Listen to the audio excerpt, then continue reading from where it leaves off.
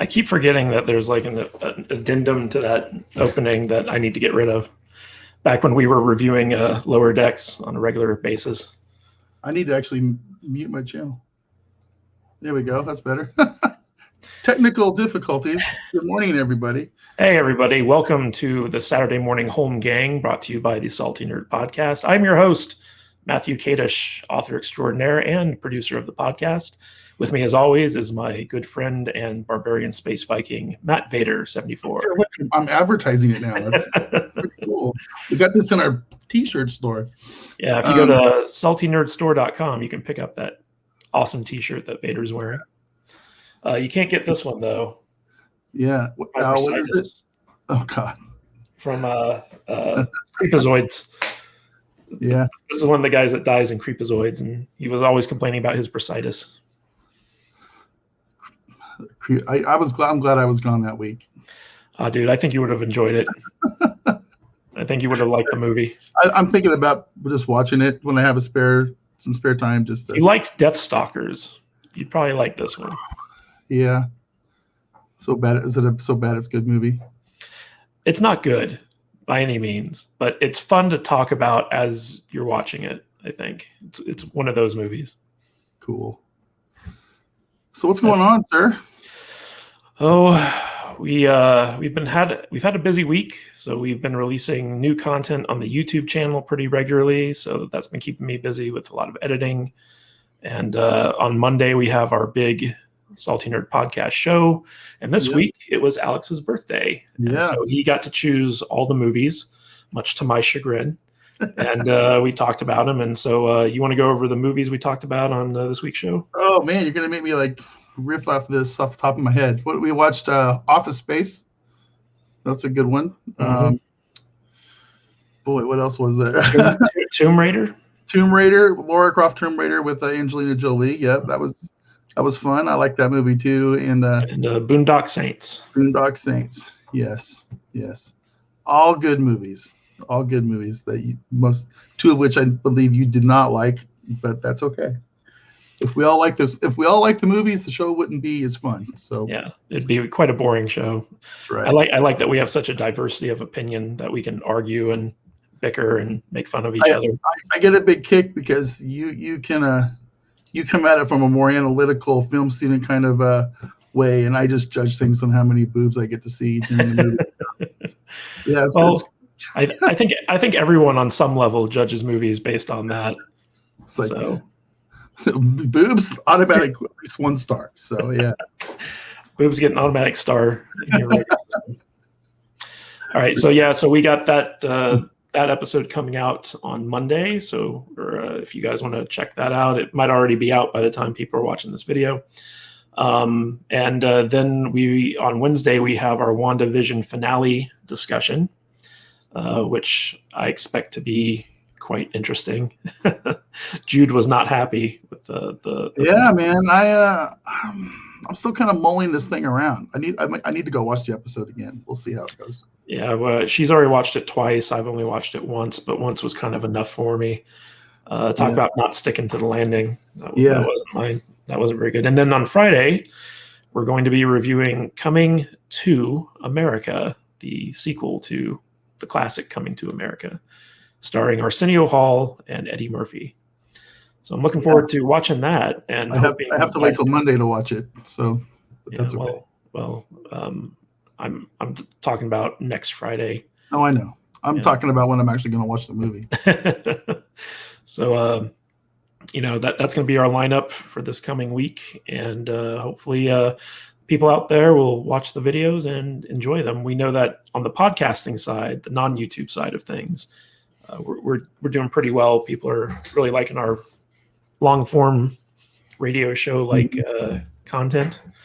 So that's always fun and encouraging. So if you guys want to subscribe to the audio version of the Salty Nerd Podcast, just go to saltynerdpodcast.com. That'll take you right to your device's preferred podcasting platform, and you can sign up that way. Or just subscribe to this channel and get all of our content in the visual form. And the visual form takes a lot more time and effort to create than the audio form. This guy right here spends his entire life being unpaid slave to put the YouTube stuff together. Does a great job. It's about the art, man. And I just show up and talk for a couple hours on Tuesdays and do some twittering during the week. That's the hard part. So to live the dream. All right, so you ready to get to the salty news block where we're talking? Yeah, man. Let's do it. But before we do that, why don't we just quickly tweet to our followers that we are live? I just did that while I was talking to you. Okay. Yes. All right, well then just move on from there. Yeah. All right, so our first story is Galaxy Quest series is back in development, says Sigourney Weaver. This comes from CBR.com, and it says the Galaxy Quest co-star Sigourney Weaver said plans for a TV sequel series shelved after the death of Alan Rickman may be back on track. Now, Vader, have you watched Galaxy Quest before? Well, of course I've watched Galaxy Quest before. What do you think of it? I have a good time with Galaxy Quest every time I watch it. It's been a while, but it was it's one of those respectful parodies of the Star Trek world, and I always enjoy it. I see a little bit of myself in those Star Trek nerds that are in it, and I enjoy the riffing they do off the tropes and stuff. Yeah, it's fun. It's a fun movie. I love this movie, and it's one of those rare films that is better than the thing that they're spoofing, at least currently. Yeah, and it was kind of a precursor to the Orville, in the sense of like the aesthetic and like what the premise was and things of that nature. Yeah. So I feel like the Orville drew a lot of inspiration from Galaxy Quest, but just on its own, it's a really good movie. And the cast is fantastic. And if you're a fan of Star Trek, it works on like a whole different level when you're watching it. So it's I don't know if I've ever met a Star Trek fan who didn't like this movie. Yeah, it's a really good movie.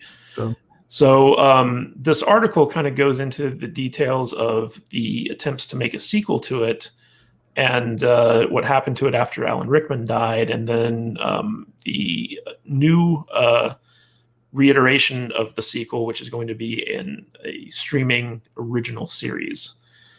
So basically plans to make a TV sequel series to Galaxy Quest previously in development at Amazon Studios, but shelved after the death of Alan Rickman, may be back on course, said co-star Sigourney Weaver. Weaver told Collider about failed attempts to follow up the 1999 sci-fi comedy film. There was a sequel written by our writer, Bob Gordon. The movie was so witty, and when they released it, DreamWorks cut a lot of the wittiest scenes because they wanted to put it out as a children's movie at Christmas. I think that was disappointing for everybody, so he decided not to let them have the second one. So that's why DreamWorks isn't getting the rights to the follow-up to Galaxy Quest.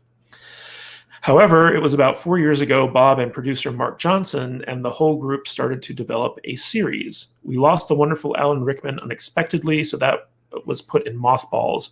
But I think they are finally now reviving it, she added.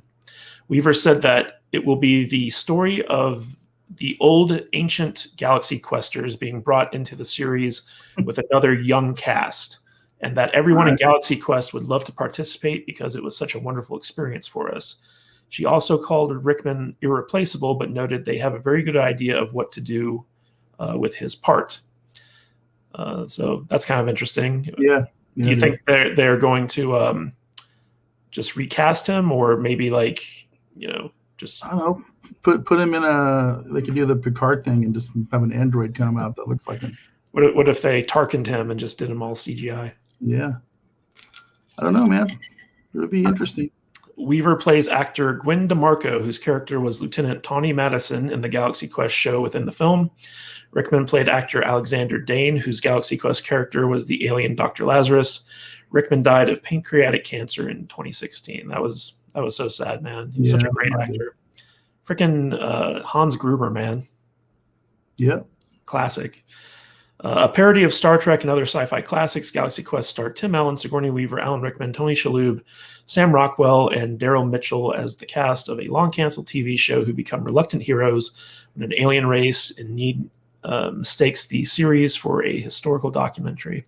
Now, I think this show could be great as an original series. You know what I mean? Mm-hmm. It just seems like the Galaxy Quest mythos is something that could really live on in Yeah. a serial format, because we got one movie and it worked great, but you could really turn this into like a Star Trek competitor if you wanted to, I think. Isn't that what we got with the Orville, though? Kind of in the same vein. Yeah, but you know what? I don't think the Orville. If this new season of the Orville ever comes out, season 3, I think it's going to be the last one. I really do. I don't think they're going to continue it. It's a shame because the Orville's really good. Like the minute that Disney bought Fox and they moved the Orville to Hulu, I was like, they're killing it. Yep, I remember you saying that. Yeah. This is how the Orville dies. Like, it's been how long since season 2 was out? A couple of years, right? Yeah, like 2 years. Yeah, at least. And all the momentum that show had has died. It's vanished. Yeah. And now you're going to put the new season behind a paywall. Yeah. That sucks. It does suck. That sucks. But if the Orville goes by the wayside, I think that leaves a great opportunity for something like Galaxy Quest to step in, Mm-hmm. especially if it is going to continue to be at Amazon, where they could actually like really push it as an Amazon original. That's something that would get a lot of people in the door, I think, and Amazon would probably want to, especially with a cast like this, they'd want that cachet to put out like a good series like this, especially to compete with Paramount with all their bullshit over the Star Trek stuff. Yeah, man, that Paramount stuff it's awful. As long as they keep Alex Kurtzman away from Galaxy Quest, they'll be able to do better than the actual Star Trek. Kurtzman's to the point now where if I see his name on something, I don't want to watch it. Yeah, like I was watching The Mummy yesterday, and then I remembered the Tom Cruise Mummy. The Tom Cruise Mummy. I'm going, this is kind of fun, and then I go, oh wait, this is a Kurtzman movie. Click. He directed that movie. Yeah. That was crazy. Yeah, he just released a new TV series called Clarice, which is a take on the Silence of the Lambs. Yeah. Or didn't even bother. Yeah, it's funny because they had that show Hannibal, right? With that was made by the guy who started Star Trek Discovery, Brian Fuller, and that show was brilliant. And then Alex Kurtzman came in and kind of ruined Discovery. And then now he's following up Hannibal with Clarice. And it's just like Brian Fuller, like on a creative level, he's up here and Alex Kurtzman's like down here. We should give him the nickname The Ruiner. Well, that's Ruin Johnson. Yeah. This is true. But I'd be excited for a Galaxy Quest TV show. I don't know. I would like to see another movie, maybe. I'm not sure about a TV show. I feel like they need to give us some. I don't think all those people that were in the original movie are going to want to be on the series. They're all getting up there. They're kind of semi-retired, I think. And I mean, I don't see Tim Allen jumping on board for a weekly television show. Well, he's been doing a weekly television show for like years. Yeah, but Last Man Standing. That's a good show, but I don't know if he'd want to do a sci-fi show every week. But I could be wrong. I don't know. So. I don't know. Like, it sounds like the cast really enjoyed the movie and they enjoyed working together. So and plus now that Tim Allen's getting canceled, he might want to find another form of work. So the one sticking point is Alan Rickman. Like, he is truly irreplaceable. But hopefully they'll find a good way. I like that. I like the old cast teaming up with a new cast type concept. I think that could be cool. And getting what do you call it? Egotistical Hollywood actors back into space fighting actual aliens. Yeah, I think that's a fun concept. So, we'll see how it goes. Yep. All right. So, in keeping with the science fiction theme, let's talk about Star Wars. Oh, do we have to? Yes, we have to. So basically, this is an article from Bounding Into Comics, and it's talking about how a new character has been introduced into the Star Wars universe via the High Republic books. What's his name? Like Pyrite or Quartz or something like that? Geode. Oh, okay. And the character is basically a rock. Yeah. It's just a rock. Nice. So let's go through this article here. So this is from the book Into the Dark by Claudia Gray. A brand new character introduced in Star Wars The High Republic is literally a rock named Geode. Introduced in Star Wars The High Republic Into the Dark by Claudia Gray, Geode is the navigator of the starship called the Vessel, a very original starship name, that is piloted by Leox Giassi, I don't know how you pronounce that, of the Bin Guild. Bine Guild? Leox is gay of the Bin Guild, yes. Bin gay? Yeah.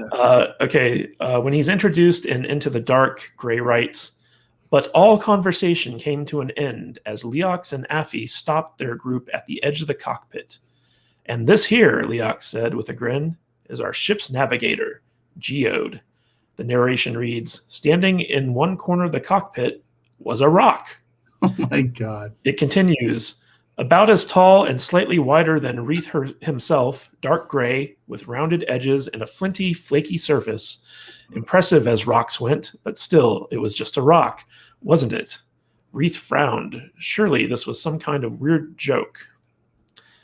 It's not a joke, Giassi explains. He's a Ventian from Vent, the pilot added. Geode's a nickname, by the way. Turns out you can't pronounce his name correctly unless you don't have a mouth. Let me read that line again. Turns out you can't pronounce his name correctly unless you don't have a mouth. Does Claudia Gray know what pronounce means?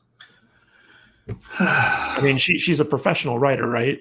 Yes, I think. I don't know. How about turns out you can't comprehend his name correctly unless you don't have a mouth, right?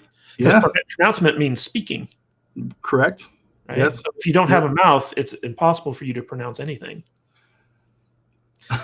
Gray later writes, Leox cackled as he began leading them from the cockpit into the ship. Yeah, just you wait, but I don't want to give you fellas the wrong idea. Geode's a wild man for sure. But when it comes to steering the ship, he's all business. I find it interesting that they gave the rock a gender. How can a rock have a gender? Well, they're calling him a he instead of an it. So Geode's a wild man, apparently. Good job, Claudia. This gender a rock. Okay, cool. Yeah. Gray continued. Solid, you might say. Orla raised an eyebrow. Very well. Let's go get a look at our bunks. Then it gives an excerpt from the book. And in another section of the book, it's revealed that it will be 9 years before Geode goes into his next mating smelt. So not only can he navigate a starship, but he can get it on with other rocks. Are we being trolled? I think Star Wars is just trolling everybody on the planet right now. But here it's just me and Geode, and he won't go into his next mating smelt for another 9 years or so. Geode didn't contradict him, like I said here. So how does the rock communicate? Actually, like, does it have a mouth? Can it speak? Obviously, it doesn't have a mouth because you can't pronounce its name with a mouth. Telepathic? Is it a telepathic rock? Well, it's a sentient rock, but I don't know how exactly it operates. So in a video shared to the official Star Wars website, the narrator states, Leox Giassi is the eccentric pilot of a vessel known simply as the Vessel. Oof. Co-piloted by Alfie Hallow and navigated by Geode, who appears to be a rock. An image of Affy and Geode are shown in the video, which you can see below. Artist Jake Bartok previously shared concept art of Geode to Twitter back in February. He wrote, I noticed there isn't any official concept art for Into the Dark's breakout star Geode yet. Here is my unofficial interpretation of everyone's favorite solid, stony-faced navigator. This is a troll. It has to be a troll. This is not a troll. This is official Star Wars canon. This can't be real, Matt. It's so ridiculous. I guess you could say Star Wars has hit rock bottom. That's good. But no, like there's a whole race of sentient rocks called Ventians in the Star Wars universe now. Listen, man, if Star Wars is dead. It truly is dead. If this was like Red Dwarf or something, I would be all about the rock. The Orville? The Orville, it might be funny. He could hang out with the little blob dude. But this is Star Wars, man. This is literally the dumbest thing I've ever heard. I want to know how this rock makes it around the ship, or just in general? Like, does he just waddle like R2, or like how does he move? It doesn't have legs. Yeah, but I mean, does he like rock back and forth? No pun intended. To like get places. Like how does his race advance? I don't know. How do they communicate? How do they learn navigation? I have so many questions. Yeah. I can't believe this is real. I just can't. And I don't know, man. I know there it is. It's literally a rock. If people can still sit there and defend the High Republic after this, I just don't care about your opinion on really anything after that. What's crazy is the High Republic is a prequel to everything we know about Star Wars. Yeah. Where were these sentient rocks during the Clone Wars or the Empire? What planet is Vent? Like, where is that located? Are there sentient like hunks of metal or logs? You're breaking me right now. I really just want to turn the computer off and go turn the hockey game on right now. It's so brutally bad, man. And fuck Star Wars. I'm over Star Wars, man. I'm done. Isn't Claudia Gray supposed to be one of the good Star Wars writers? Like, yeah, I guess. I've heard good stuff about her. I'm wondering if like the story team went to her and said you have to include a sentient rock, and she's like, really? And they're like, if you want to cash your paycheck, you have to include. We need a non-binary, sexless character. Well, no, he's a male who gets it on with his smelting phase, right? Or they were talking about how he gets busy. Where's that part here? Yeah, like there's a part where he says he's a wild man. Yeah, I gotta find that because I still think his next mating smelt. I feel like Star Wars is pissed off at everybody ratioing the hell out of everything that they post on social media. So they said, let's see what they do with this, which would be brilliant, by the way. But this is canon. I can't believe this. This is incredible. Is part of the expanded universe, officially. Awful. Yeah, I'm gonna put it up there with Jackson, the stupid rabbit dude. So, yeah, dumb. It does not make me want to read these books. No. Mm-mm. Like nothing that they've released for the High Republic seems the least bit interesting to me. Yeah. Well, when you create something called the High Republic by SJW committee on a whiteboard, this is what you get, I guess. So, well, even if it was like a super like liberal take on the Star Wars universe, if the stories were good and well written and made sense, I'd at least want to check it out. Mm-hmm. It doesn't seem like any of that is the case here, though. It really You're doesn't. A much more tolerant and brave man than I am, sir. So. Yes. I lived in Hollywood for a number of years, so I just had to kind of accept what was and learn to live with it. All right, so in keeping with our science fiction theme, let's talk about Star Trek. Oh man, you're killing me today, man. You're just you're reaching into my soul and ripping out any little bit of happiness I had left. Oh, this is why I led with Galaxy Quest, to give you something that I could then crush. Some hope. Nice. All right, so we've got some news here about a new Star Trek film that is going into development. Kalinda Vasquez has been set to write a new Star Trek movie for Paramount Pictures and J.J. Abrams' Bad Robot. Vasquez, who was named after a character from the original 1960s series, wrote a recent Michelle Yeoh-centric episode of Star Trek Discovery, which was not very good, in my opinion, and has served as a consulting producer on the most recent season, which was better than the previous two seasons, but that's not saying a lot. Yeah, I couldn't finish it. Yeah. but we talked about that.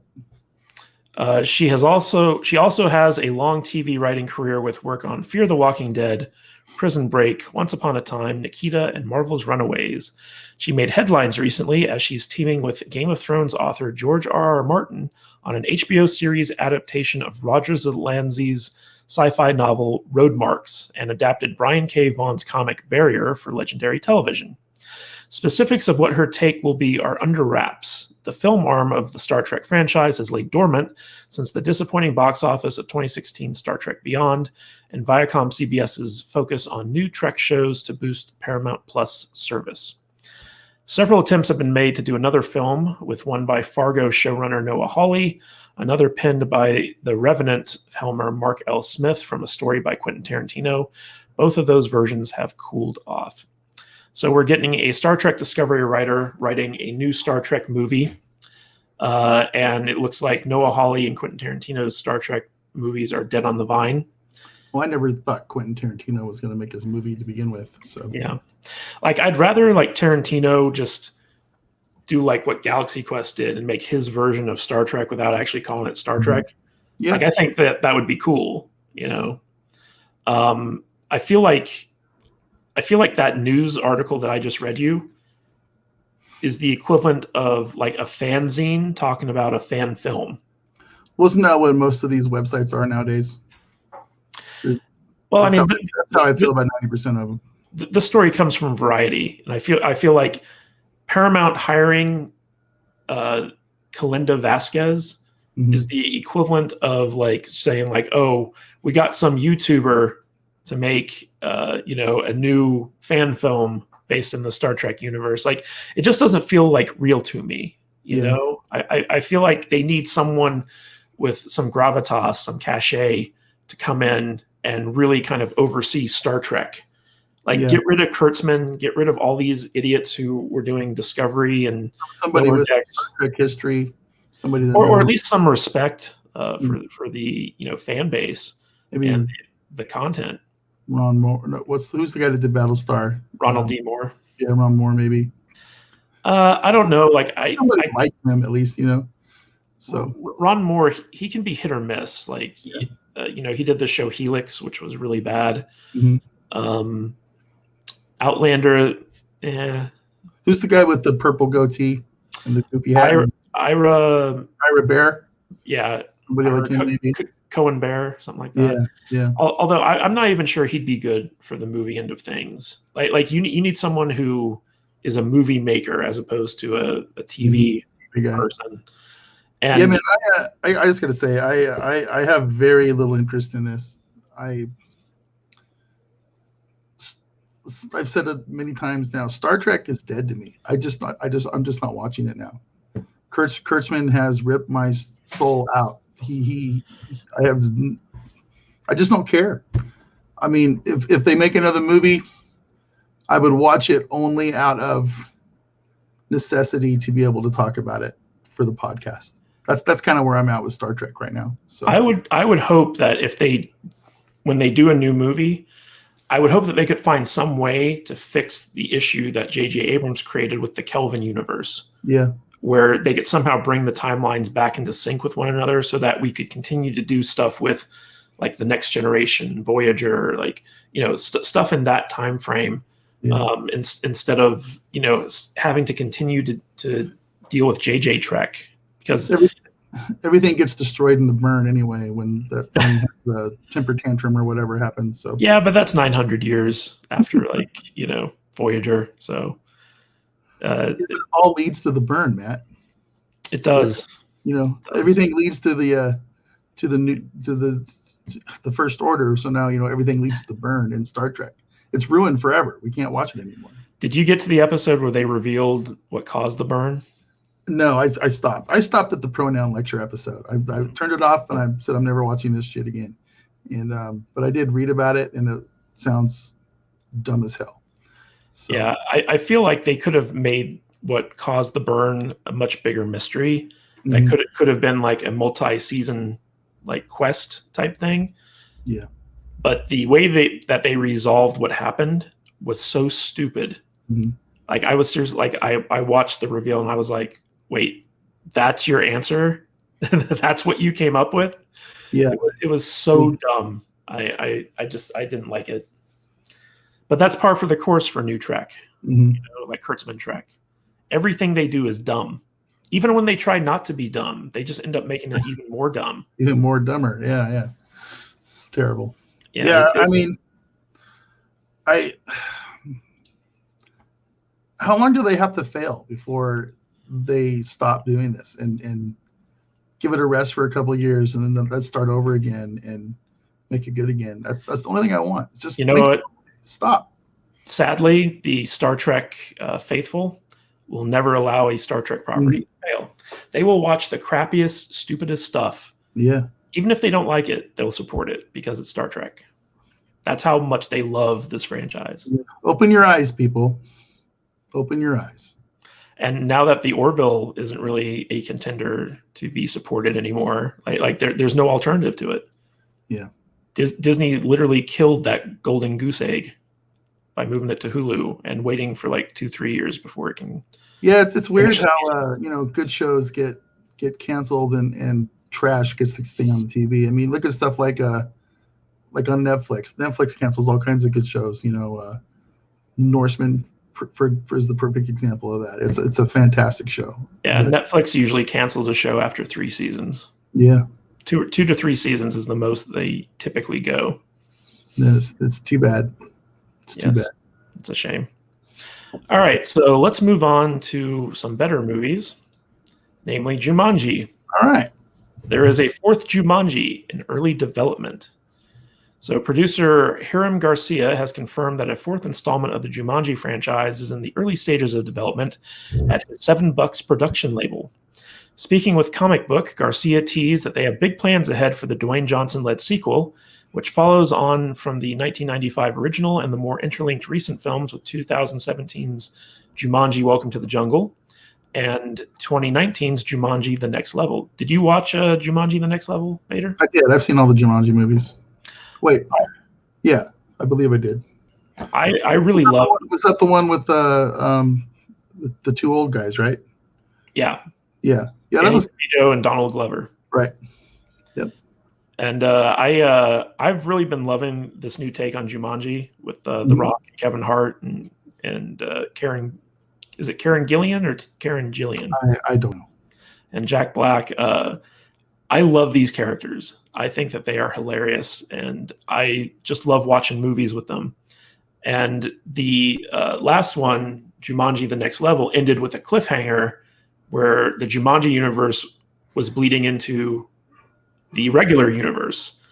And so now, like, our teenage heroes that used to embody these video game characters are now faced with the prospect of dealing with the Jumanji verse in the real world. So I'm kind of interested in seeing how they're going to develop that. But here Garcia says, we're always having conversations, and that's a family, that entire group, if there's ever been. It's hard to imagine or remember a time I've been on a set where it's just a beloved group of cast and crew and actors. And that's just one of those things where we know we have a really big idea that we want to do with it. We've been discussing it. There's conversations that have been going on where we're in the process of moving all that along. I can't tell you anything, but we do have big plans for it, and that's one of our favorite projects to work on, and that's cooking away. Garcia and Stephen Bucks are also producing Teddy and the Guardians of the Night, a Netflix family adventure feature with Josh Stolberg and Bobby Florsheim coming on board to pen the script, says The Hollywood Reporter. The project is based on a popular illustration from Greek fantasy artist Alex Panagopoulos, an image showing a stuffed teddy bear protecting a child sleeping soundly from a monstrous threat in her bedroom. Dwayne Johnson, Danny Garcia, and Hiram Garcia will produce. So I'm pretty excited about another Jumanji movie. What's interesting is that these Jumanji movies have always come out as a counter-programming to Star Wars movies. Yeah, right? they have, haven't they? Yeah. Yeah, so like the first one, Welcome to the Jungle, came out against The Last Jedi, and then The Next Level came out against Rise of Skywalker. It was kind of like the studios, like, F you to Disney. Like we think we have better movies than you, so we're going to put these out and see how they do. They're and correct. they've actually done, like, in some cases, better than the Star Wars movies. I can sit here and say that I enjoy the Jumanji movies. They're fun. They're really good. Turn your brain off, kind of get back and enjoy types of movies, and those are the kind of movies I like to go to the theaters to watch. Escape for a little while and not have to think about the real world kind of thing. So, The Rock is a busy dude, and he doesn't make good movies all the time, but he makes a lot of fun movies. And the Jumanji movies are right there, and the cast is great. His the way him and Kevin Hart work off each other. Yeah, the chemistry with this cast, like Kevin Hart, Jack Black, Karen Gillan, and The Rock, they all just meld together so well. Even Nick Jonas, if you want to throw him in there, the only issue has always been the bad guys. In the last two Jumanji movies, the bad guys just haven't been very good. Yeah, but they don't really have to be, because True. The movie's about how the main cast interacts with each other. So yeah, and they've got some genuinely funny and clever stuff in these movies, which I really enjoy. Like Kevin Hart doing his Danny Glover impression. Like for most of that sequel, The Next Level, it was so funny, especially like with the Rock doing Danny DeVito. Yep, just absolutely fantastic stuff. Loved it. Yeah, I think the Jumanji series is one they can kind of milk this for at least a few more movies. I would think down the road. People enjoy them, and why not? Let's, as long as they're done well enough, then I'm down. Let's do it. Yeah, and actually the Jumanji movies are kind of shepherded by, I want to say, Jake Kasdan, who's Lawrence Kasdan's son, and Lawrence Kasdan's like the big Star Wars guy who wrote Empire Strikes Back and stuff like that. So it's got that weird Star Wars connection pedigree to it, which I think is kind of funny. But he wrote Solo, right? No. Well, yeah, Lawrence Kasdan and his other son wrote Solo. His other son, okay. Yeah. So he had. Let me look it up, because I know that I'm probably getting the name wrong. I want to make sure I get this right. One of them is Jake Kasdan, and the other one is, let's see here, Jumanji.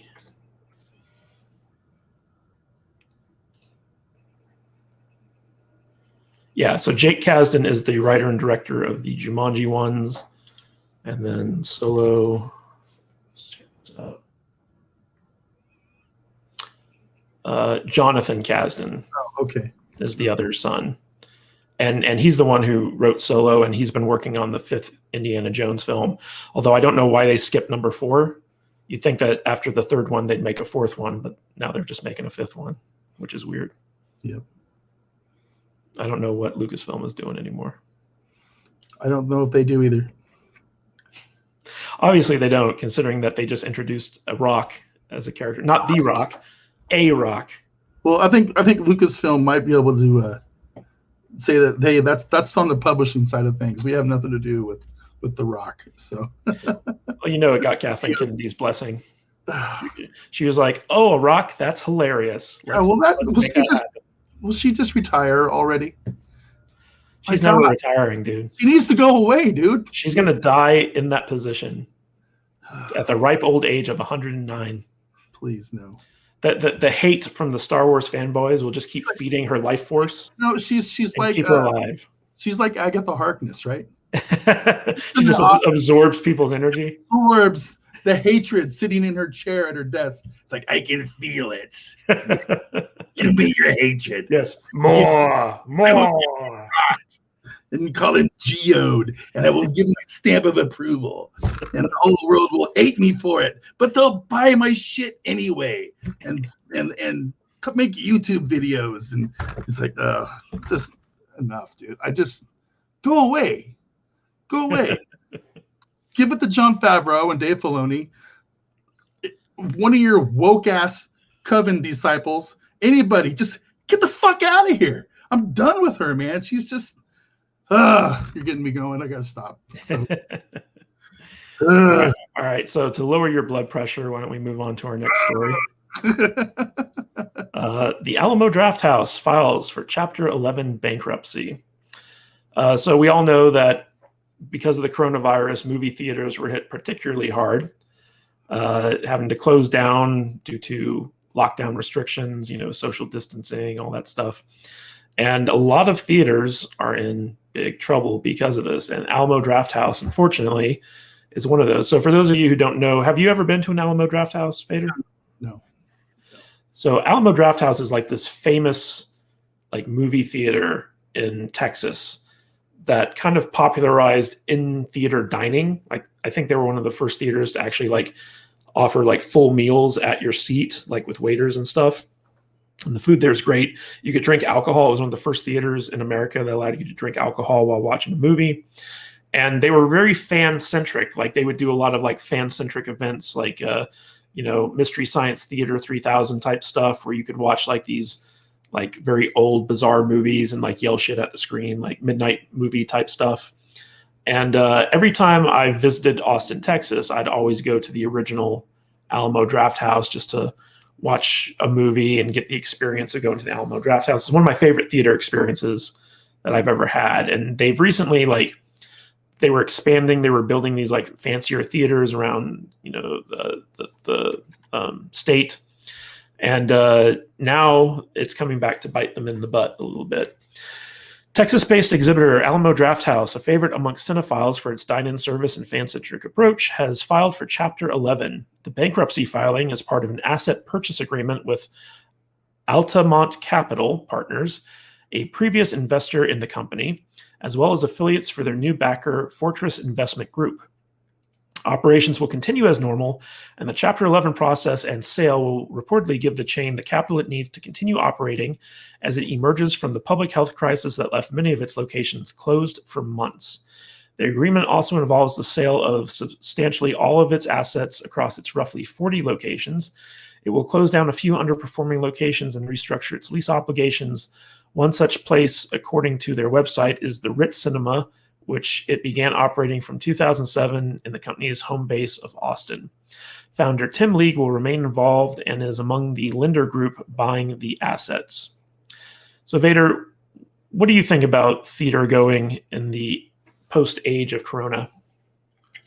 I love going to the theater. There's no comparing what you can do at home, even with your fancy sound systems and big TVs, to what it is sitting in your comfy chair in the theater with your giant screen and the massive surround sound systems. And it's just, some movies are just meant to be seen at a theater, and I'm not saying that you have to watch every movie that way, but it's just, if you ask me if I'd rather go watch this movie in a theater or watch it at home, at least for the first time, I'm going to tell you the theater probably every single time.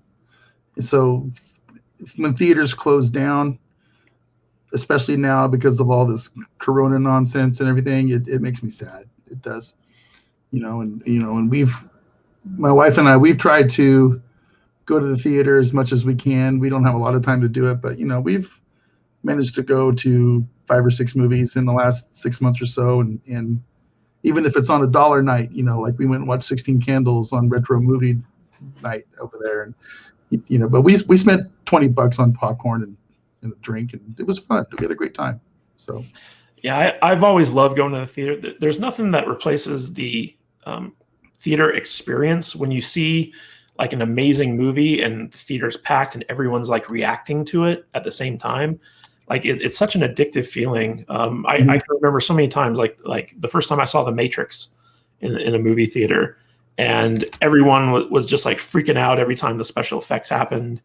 A movie like Taken, I don't know if you remember, that movie, but when I saw it in the theater, there was a certain point where everyone realized that this movie was badass. In the theater, you could feel it. Everyone just came to the realization at the same moment, and they were like, oh, and they were on board with that movie until the very end. That when I went and saw Avengers of Infinity War in the theater, it was packed. There was not a single empty seat in the theater. that experience made watching that movie so much better. Like, it was a good movie to begin with, but just the experience of watching it with other people. I always kind of go back, I'll just say I go back to when I was 7 years old. And my earliest movie memory is when my mom and dad took me to the movie theater to see Star Wars. And I can vividly remember the opening sequence of the Corvette being chased by the Star Destroyer with that massive long, with the music and the choo choo choo choo choo and the ship flying in over the top of the camera. And you're like, holy crap, this is like the coolest thing I've ever seen. You can't get that experience at home. Yeah. That one scene, that 1 minute of movie time turned me into a movie nerd for my entire life. I don't think that would have happened if I had watched that on my TV at home. You know what I mean? It's just, there's something special about going to a theater to watch a movie. So yeah. And the last time I think I was in a theater was with you and Alex when we went to go see Tenet. Yeah. Which was like 6 months ago. It was like a long time ago. I'm kind of sad that, theaters are going through this manufactured crisis, because it's something that you could easily fix, I think, in terms of just having assigned seating. So there's buffer areas between people, so you're 6 feet apart. And I mean, restaurants let people sit down and eat, so why can't movie theaters? It just doesn't make sense. And there should be some type of lease forgiveness thing, because through no fault of their own, they have to shut down, but they still got to pay rent. I mean, give me a break. I don't know. I feel like there will be enough movie theaters to survive, because we're starting to come out of this a little bit day by day here, but the industry is going to be changed. It's going to be a little bit different now. Well, the interesting thing about the Alamo is that it's not entirely a first run movie theater. Right. It shows older movies and things like that. In fact, a lot of the theaters that remained open, like Galaxy Theaters out here, they've been relying on re-releases, because there are no new releases coming out to try to get people in there. I've seen Raiders of the Lost Ark twice for $1 at our theater, and I love it. It's so much fun just to go to watch some of those old movies that I was a kid when they came out, and I would go to more movies like that whenever I get a chance. So yeah, and the funny thing is, the $1 that you pay to go see a movie like that, the movie theater doesn't care about the ticket price, because they actually don't get a whole lot of that, just regularly. They make all their money off of concessions. So if they get people in the door for $1 and then they spend $20 buying popcorn and soda, that's how they're staying afloat. Absolutely. It's like I told my wife, I go, because we're always good about going to the store and buying a $1 box of Milk Duds or something to stick in her purse. But and we still do that. But I still go and I make sure I buy that tub of popcorn that I eat, the top third of where all the butter is, and and get a drink. And it's like we'll spend $20 when we go in there, and $20 on 75 cents worth of product, and enjoy it. It's the experience for me. And like I said, some of these theaters that aren't going to make it, it's a sad thing. And just go to the theater to watch these movies, especially the ones that are going to be King Kong versus Godzilla. Go to a theater to watch that movie. Yeah, this month it comes out at the end of the month, right? In a few weeks. Yeah, it's that's the perfect example of a movie that's made for the theater. You won't get the same experience watching that at home. You just won't. That's very true. But so many people are just going to go with the convenience of watching it on HBO Max at home, especially if they have kids. And it's I guess I don't know what to do. It is what it is. But to cheer you up a little bit more, let's talk about another favorite franchise of yours. You're putting me through the ringer today, Maddie. Let's talk about Dungeons and Dragons. God damn it. Guess what? Hugh Grant is going to be the bad guy in the new Dungeons and Dragons movie. Oh boy. We got a comment. Our hometown movie theater is independent, 8 screens, $8 to $10 per seat, and sells Pepsi products. I will only watch movies in the theater the first time. Yeah, I hear you, man. I hear you. Yeah, and boycott all Coke products. They don't like people like you. Yeah. Right. So, so have you watched the original Dungeons and Dragons movies with Jeremy Irons? I have years ago, and they were completely forgettable. And well, Jeremy Irons is the best part about that movie because he just goes so far over the top. And now this was the one with the wizard dude with the blue lips, right? Yeah. Okay, that was him with the weird earworms that come out. So Hugh Grant is going to be taking the part of the villain. I didn't even know that there was a new big budget Dungeons and Dragons movie in development. So this was kind of interesting for me. Well, I just give a little side note. I think, I don't play anymore. I haven't played in years, but I believe Dungeons and Dragons has kind of had a big resurgence here. Probably partly because of everybody being stuck at home for the last year or so. But I've noticed online that with the streaming and everything, and on Twitch and everything else, people can play from their homes and they don't have to go visit to other people's homes to play the game like they did when I played. So it's much easier to play the game with a group now than it was back in the day. You can do like a D&D Skype call or Zoom meeting. Yeah, I mean, to me, that kind of similar to the theater thing, it kind of defeats the purpose of getting together with your friends and being social and having fun. But I get it. I kind of get that thing with the way Dungeons and Dragons is set up. You can do that, and I think the game has kind of had a bit of a resurgence in the last year or so because of it. So, all right. So Hugh Grant has been cast as the main villain, Forge Fletcher, in the big-budget feature film adaptation of the popular fantasy role-playing game Dungeons & Dragons at Hasbro One and Paramount Pictures. In addition to it and Uncle Frank, breakout actress Sophia Lillis has also joined the cast in the role of Doric. The pair will star alongside Chris Pine, Michelle Rodriguez, Justice Smith, and Regé-Jean Page in the film. The project hails from Game Night directors Jonathan Goldstein and John Francis Daly, who also wrote the latest version of the script based on a previous draft by, is it Michelle or Michael? Whatever. Michael Gillow. I really enjoy Game Night. I think I told you that film introduced me to my favorite adult beverage, a Harvey Wallbanger. Harvey Wallbanger, yes. Yeah, only real bartenders know how to make a Harvey Wallbanger. So if you ever want to make sure that your bartender is legit, that's what you order. That's right. It is not known whether the film will be a straight-up fantasy film set in the world of the game or incorporate game-playing aspects into the narrative. More than 40 million fans have interacted or played Dungeons & Dragons since it was first published 46 years ago. Makes me feel old. I know, right? What do you think of Hugh Grant being involved with Dungeons & Dragons? Do you think he's going to be a good fit for Forge Fletcher? I don't know anything about this movie, but I do know that Hugh Grant can probably pull it off. If he hams it up and just goes with it, sure, why not? I mean, you got to just go with it. You know what I mean? He can do it. He's campy. He can have fun with the roles. So why not? Sure. He needs a paycheck.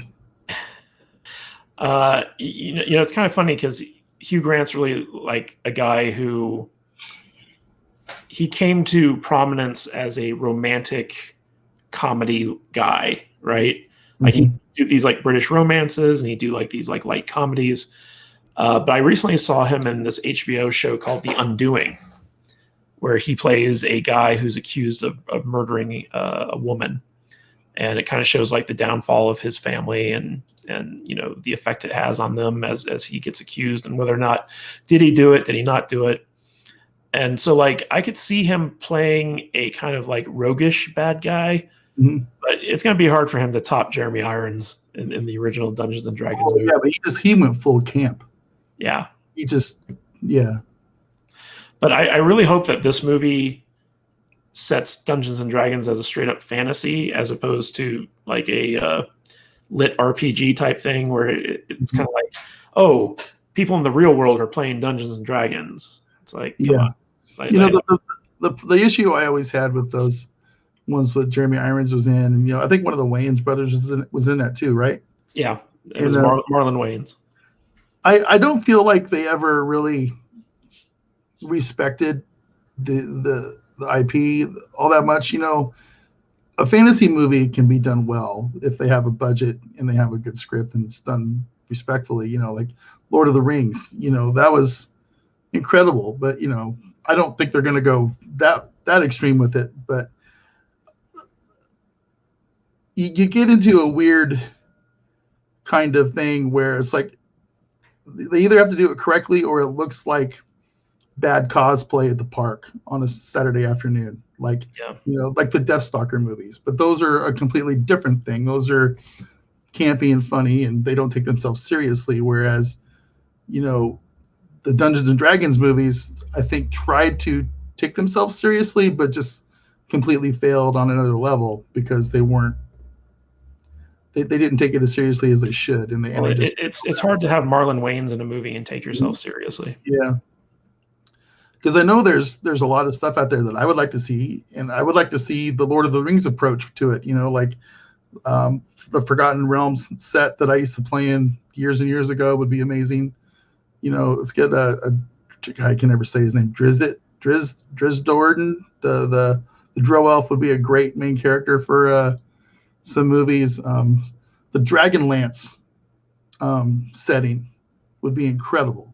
Absolutely incredible if done correctly, and there's a lot of stuff they could do. So doesn't Wizards of the Coast own Dungeons? I believe so. Yeah, and they're super woke. So yeah, weren't they like leading the charge for like orcs or racist type thing? Yeah. Change that. Yeah. In Dungeons and Dragons and stuff. It just makes me glad I put my books away, 2 decades ago. So I don't know. Well, hopefully the new big budget movie version is good, because we could use some good movies. We could right about now. I'm not crossing my fingers. I'm not giving it any hope, but we'll see. All right. Speaking of good movies, what do you think of Child's Play? Never have liked Child's Play. Me neither. Yeah. I was joking when I was saying speaking of good movies, but it turns out Child's Play is no longer going to be a movie. It's going to be a TV show. No.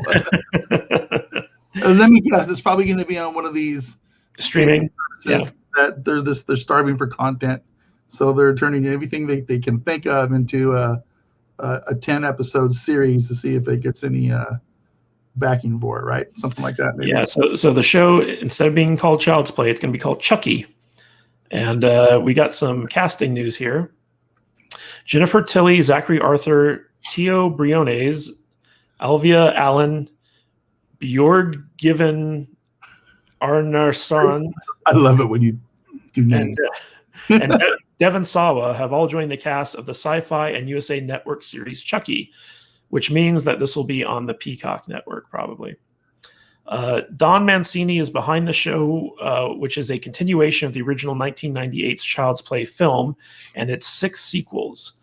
Mancini will serve as the showrunner and executive producer in addition to directing the first episode. So the guy who's basically shepherded all the Child's Play movies up to this point is behind the series.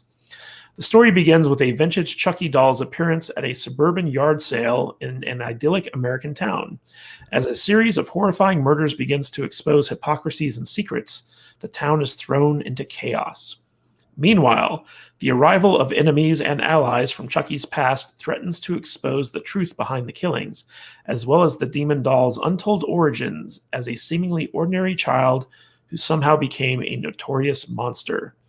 Tilly will reprise her role as Tiffany, bride of Chucky and mother of their twin spawn Glenn and Glenda. Arthur is set as the loner, Jake Weber, who makes for an easy target for Chucky. Briones is set as Junior Weber, Jake's all-American jock cousin. Arneson is set as Devon Lopez, a true crime junkie. Lind is set as Lexi Taylor, Junior's girlfriend who bullies Jake. And Sawa's role is under wraps. What do you think? Is this a series you're going to want to check out? No. I'm just being honest, man. I have no interest in this thing.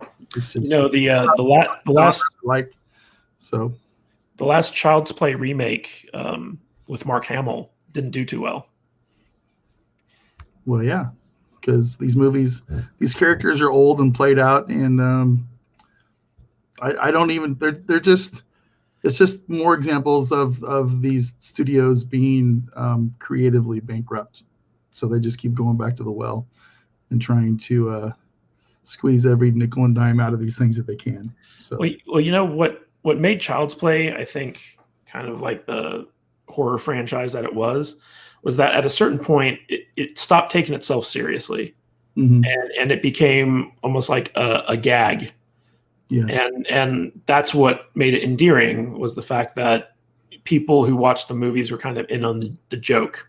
Right. And it sounds like this series is going to be an extension of that, as it's going to be a direct sequel to all the other sequels that came before it, except for the remake. So I don't know, like it might be worth checking out. I haven't really watched any of the Child's Play films before because it just wasn't my thing. Yeah. But I know Jude really likes them. So who knows? Well, that's her thing, man. She likes these horror B grade scream queen slasher flicks, and I totally respect that. It's just not my genre. You know, I've never really enjoyed those. So I hear that. All right, so speaking of TV series, got some exciting news, at least for me, coming out of the HBO front, which is that the duo behind HBO's original series, The Wire, plans on producing a new crime drama for HBO. So The Wire creator David Simon and writer-producer George Pelecanos will reteam with HBO on yet another Baltimore crime drama, this one titled We Own the City. The pair will write and executive produce the limited series based on the true story of the infamous Baltimore gun trace task force and journalist Justin Fenton's book about the case. The 9-member task force was set up at the Baltimore Police Department in an effort to get weapons and violent criminals off the streets. But in 2017, the officers involved were arrested and eventually convicted or pleaded guilty to crimes related to illegal searches and the theft of hundreds of thousands of dollars in cash, jewelry, drugs, among other offenses. Simon and Pelecanos also worked together on HBO's Treme and The Deuce. Simon also worked on The Corner, Show Me a Hero, and The Plot Against America for the network, while Pelecanos also wrote for The Pacific. So, have you ever watched The Wire? You're trying to take away my cred right here now, dude. Because no, I have not watched The Wire, and I know it's supposed to be one of the best things ever to have been on television. When was The Wire on? That was on in 2001, 2002. It was when the first season premiered, I believe, because I remember the first season was airing just as I moved to LA, which I think was 2001. Well, part of the problem with me working in the casino world for the last 25 years is that I always work nights and I always have really terrible days off. So I've missed a lot of shows because of my work schedule. You know, just like now I work evenings. I don't get off work till 11:30 at night. So it kind of sucks away my time to watch a lot of this stuff. And then I went through a phase where when I wasn't doing that, I was playing World of Warcraft for the time that I wasn't at work. So I didn't watch a lot of TV then either. But no, The Wire, everybody loves The Wire, and I know it's like highly, highly recommended by many people I know, and I need to watch it. And so, yeah, the answer is no, I have not watched it, but I want to. So the issue with The Wire is that it takes a long time before you get hooked into it.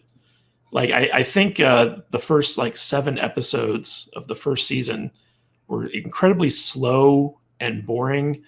And I wanted to quit watching it when I first started watching it. But then something happened in one episode that all of a sudden made everything click. And from that point on, I was addicted to that show. And I've gone back and rewatched all 5 seasons back to back, just binged it. Mm-hmm. And it's amazing how well put together that show is. It really does feel like a well-written novel put on the screen. even though it's all original stuff. So like it's kind of a slow burn. I'm not sure you'd make it all the way. But once you get into the characters and you understand the cops and robbers nature aspect of the show and stuff like that, it becomes addictive, and I love it. It's one of it's in the top. Go ahead. I'm sorry. It's like in the top 3 of my all-time favorite TV shows. So it goes number 1, The Wire, number 2, Breaking Bad, number 3, Cobra Kai. That's the order. Cobra Kai's number 3. Wow, that's strong. Yeah, I have a full disclosure. I've never watched all of Breaking Bad yet either. So good. I need to watch it too. So good. But this show coming up though, I'm always looking for. My wife loves crime shows, and we're always looking for stuff that we watch together. We only get a little bit of time each week because we work opposite schedules, so we're always looking for shows that we can both watch and enjoy. Because she's not a nerd, she doesn't like Star Trek and Star Wars and stuff like that, and we always fight over what we're going to watch on TV. So it usually ends up being some terrible Kevin James sitcom or something. So the one issue is that David Simon's work after The Wire hasn't been nearly as good. Like I didn't like Treme. I couldn't get into The Deuce. I watched like the first 3 or 4 episodes, I think, and I was just like, I'm not into this. And I never even bothered with the Plot Against America. So, but he did such a great job with The Wire, and that was really kind of like his beat as a Baltimore Metro reporter was like the crime beat. And he wrote the book Homicide: Year on the Killing Streets, which was the inspiration for the TV show Homicide. That's an amazing book, and the Wire was just that taken to the next level. It was just a fantastically written show, and I love it. It's one of my all-time favorites. So I'm excited that he's getting back to his roots and doing this for HBO, because HBO just lets him do whatever the heck he wants. Nice. Without oversight. Yeah, we should take a second and acknowledge the chat, right? Let's yeah, sure. I just say, hey. 52 movies a year. Thank you for popping in, guys. Balin the Hobbit, nice to see you.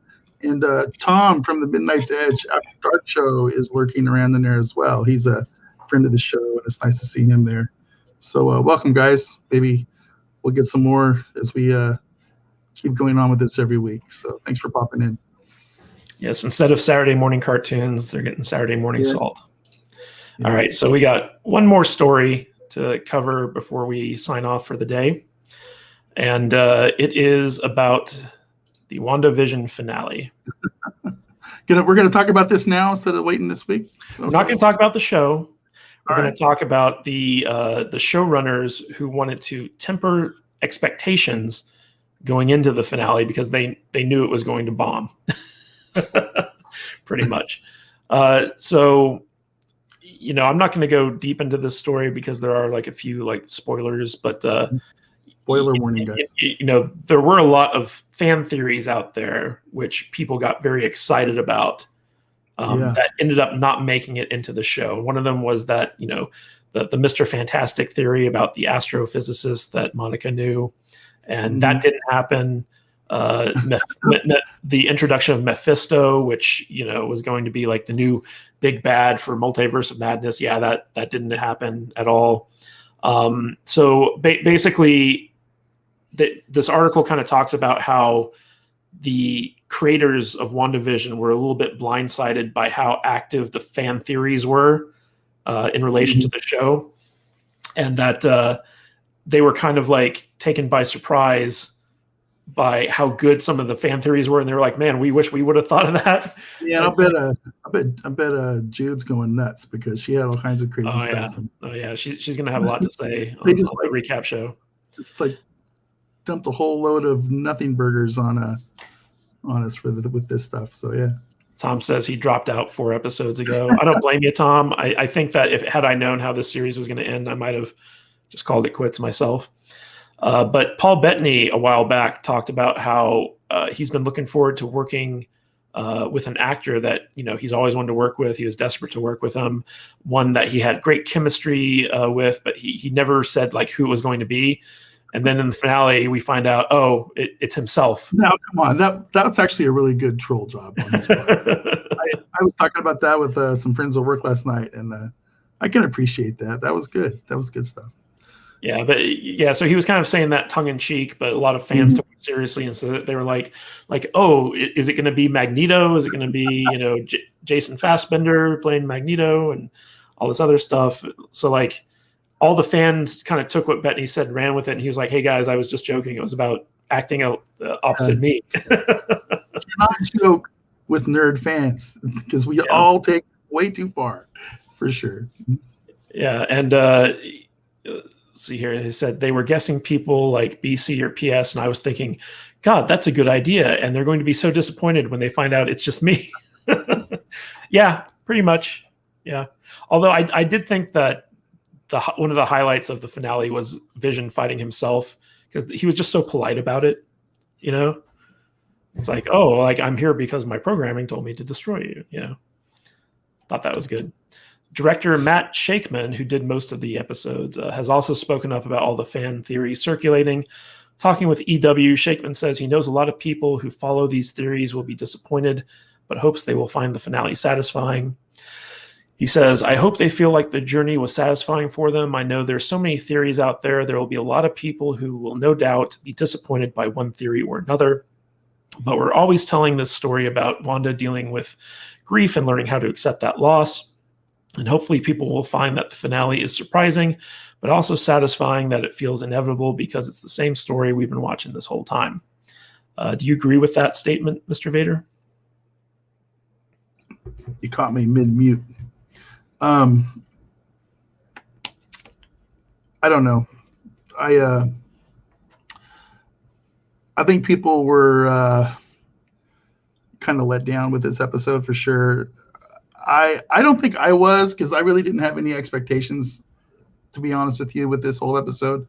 I did not think that we were going to get the creation of the mutants. I was never thinking we were going to get, Doctor Strange in this or Tony Stark was going to show up even though he's dead.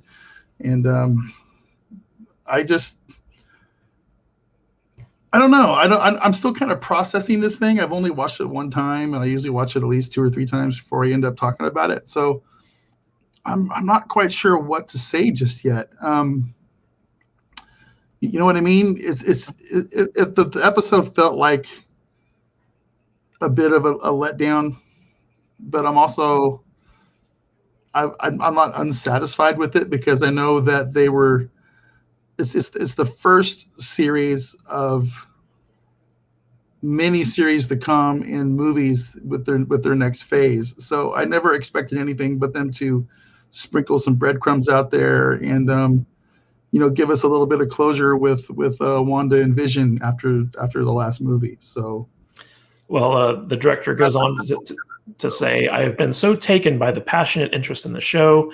I love the memes they have created, the TikTok videos, the theories. I mean, my gosh, the people making these theories are more creative than I am. So thank you. There's a lot of wonderful response to it. And those who get a little bit disappointed each week, I mean, certainly the amount of passion around the aerospace engineer certainly was one that was pretty great. I mean, sure, it would have been great if Reed Richards could have showed up in that room. That would have been pretty great.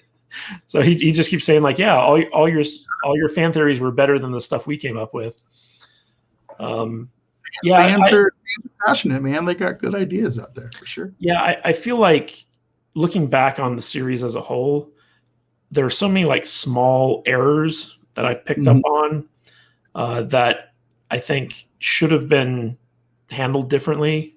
Overall, I feel like the show, like at one point I hated the show. At another point, I thought the show was brilliant. And now that I've seen the whole thing in its entirety, I'm kind of somewhere in the middle where I'm like, the show was okay. It could have been so much better. It had the potential to be so amazing. And they kind of dropped the ball on a lot of different things. So I think that I hope that the future Marvel offerings have better writing going on in them. Because production-wise, the show looked amazing. The acting was fantastic. It was just the writing. It always comes down to the writing. And I feel like they dropped the ball on a lot of different aspects of the show. And that's why I have friends like you who can explain the bad writing to me, because I am not smart enough to see it half the time. Well, you did defend Tomb Raider. I'm editing that episode right now, and well, that's a good movie. I have to cringe every time you try to defend it. We kind of like fought a little bit on that one, didn't we? A little bit. That's good. I like that though. We don't do that a lot, so it's fun. And you don't take it personally, so that's another good thing. People are allowed to like what they like, even if it's terrible. Yep. Yeah, WandaVision. I'm gonna save most of my thoughts for the main show this week, but I'm kind of in the middle somewhere where you're at. I get it. Yeah, it was. I almost feel like J.J. Abrams wrote the finale, because it missed the landing so bad, like just like every one of his projects. So we're in the beginning stages of watching him destroy the DC universe. So yep. that's yep. fun. Right at the start. Say goodbye to Superman. It's gonna be bad. J.J. the Ruiner. Abrams. All right. Well, that is all we have for today's Home Gang. Thank you for joining us, everyone. Thank you for those who participated in the chat. Just a reminder, we do these every Saturday at 10:30 a.m. Pacific time. So if you're not doing anything, feel free to hop on and join us. We talk about movie news. On our regular shows and videos, we kind of just stick to stuff that's a little bit more evergreen, where you can talk about any time and it's interesting. For this show, we're doing stuff that's a little bit more timely. So if you want to know what's going on in the movie and entertainment industry, that's what this show is for. And we really love it when you guys stop by and participate. Vader, you want to say anything to our 2 or 3 fans out there who are watching us? Thanks for popping in, guys. We appreciate it. And, we're looking forward to doing this every week to, grow the show's fan base. And we appreciate your support. Hit that hit that thumbs up button. And if you haven't yet, consider dropping the channel a sub as well. And follow us on Twitter, or Matthew Kadish and Matt Vader 74. And just thanks for hanging out. Yeah. And also, we're trying to get to 1,000 subscribers on our YouTube channel. That's our next goal. We hit 500 a couple weeks ago, so we're very excited about that. So if you can help us out by recommending our videos to people, or just telling people about the channel, you can tell them to go to saltynerdvideo.com. That takes them right to our YouTube channel. We'd really appreciate it. And this is Matthew Kadish, your hostess with the mostest, signing off for today. And with me, as always, is Matt Vader 74, guys. Thank you very much. All right. Thank you, guys. And we will see you next Saturday. Bye.